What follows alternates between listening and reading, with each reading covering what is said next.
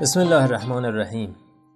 امروز می‌خوایم بادکش کتف را آموزش بدیم جهت درمان کرونا، آنفولانزا یا هر نوع سرماخوردگی دیگه‌ای که عملکرد ریه رو دچار اختلال کرده و فرد دچار سرفه‌های شدید و تنگی نفس میشه.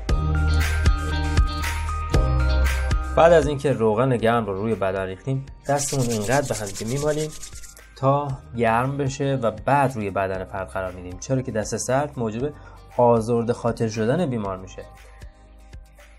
الان این دو تا انگشتی که شما میبینید رو روی عضله لانگیسیموس اطراف ستون فقط فشار وارد میکنیم تا گردش خون رو توی موضع بهتر صورت بده و بعد با کف دست گرمای لطیفی رو به پوست میدیم تا پوست پذیرش بادکش رو داشته باشه، تا لیوان بادکش با مکش قوی خودش پوست رو آزرده نکنه.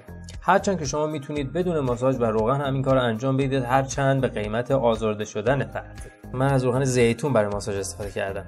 شما میتونید از روغن سیاه‌دونه، روغن بادام تلخ که طبیعت گرمتری نسبت به روغن زیتون دارن، یا هر نوع روغن گرم و خشک دیگه استفاده بکنید.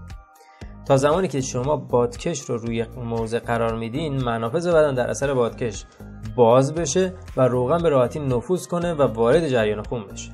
نکته دیگه که باید خدمتتون عرض کنم اینه که اگر فرد دچار سرفه‌های خلطی هست، بهتر دست خودتون رو به صورت کاسه در بیارید و اینطوری به پشت کتف ضربه بزنید تا خلط‌های چسبیده به جدار ریه کنده بشه و توسط سرفه از ریه خارج بشه.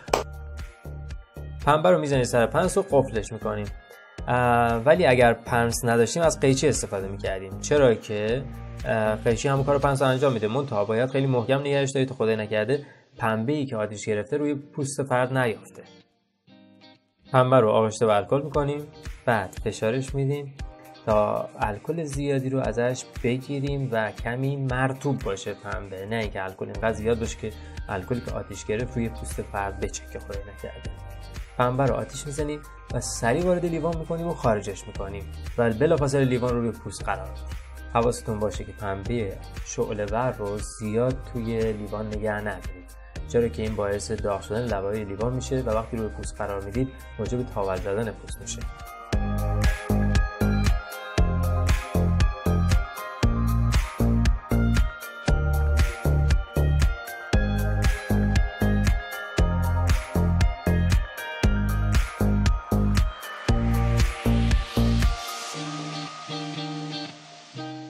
هرچه لیوان و پنس به سطح پوست نزدیکتر باشن مکش قوی تره و هرچه دورتر مکش ضعیف تره. همونطوری که الان میبینید لیوانای آخری مکش ضعیفتری دارن، نه به خاطر دوری لیوان و پنس از سطح پوست، بلکه به خاطر اینکه قوت الکل کم شده. بعد از اینکه بادکش رو روی بدن قرار دادیم، با یه پارچه یا پتو روی اونو میپوشونیم تا بدن فرد سرد نشه. برای برداشتن لیوانم انگشت رو میذاریم کنار لیوان تا لیوان هوا بکشه و از سطح پوست جدا بشه